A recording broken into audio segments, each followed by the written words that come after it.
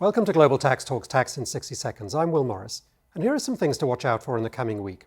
First, last week was a wild ride on tariffs, and while the higher country-specific reciprocal tariffs are now on pause for 90 days, the baseline 10% US tariffs remain in effect, as do sector-specific tariffs on steel and aluminium or aluminum at 25%, and on automobiles at the same rate, with some exceptions for Mexico and Canada. The very notable exception to the reciprocal tariff pause, however, is China, where, for good measure, President Trump increased the rate to 125%. So there are still significant issues out there, including possible retaliation on some of the remaining tariffs, which could also impact tax. Meanwhile, Pillar 2 continues to be in the news as adopting countries begin to focus on compliance and businesses experience heartburn. The UK, for example, recently sent out 4,500 letters to UK businesses reminding them to register for the UK domestic top-up tax and the multinational top-up tax, with registration required no later than 6 months after the end of the first accounting period in which a group is subject to the rules. So, for example, for a taxpayer with an accounting period ending December 31, 2024, it must register by June 30, 2025.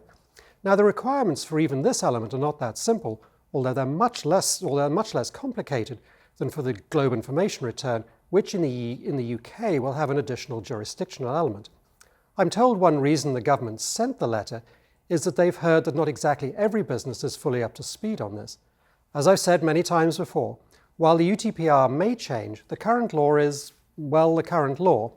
And being unprepared, as HMRC's reference to penalties reminds us, is risky. And on heartburn, in Brussels, a major trade group, Business Europe, has called on the European Commission to urgently reassess its Pillar 2 position to, as it says, prevent lasting economic harm, ensure a level playing field, and safeguard the competitiveness of European business. The fact that the US is now standing aside and others have not adopted means this may begin to look like an EU-only solution to the disadvantage of European business. So the group calls on the Commission to take immediate steps to ensure that the US does not retaliate against European businesses because of the application of the UTPR. Also, they say the complex Pillar 2 rules should be simplified. And finally, in a call which warms my heart, they focus on incentives, requesting an assessment should be made of how the Pillar 2 rules can accommodate tax policies that support the EU's ambitious green and digital objectives set out in the Clean Industrial Deal. Great question. Anyway, thanks for joining me, and come back next week so that you stay global tax ready.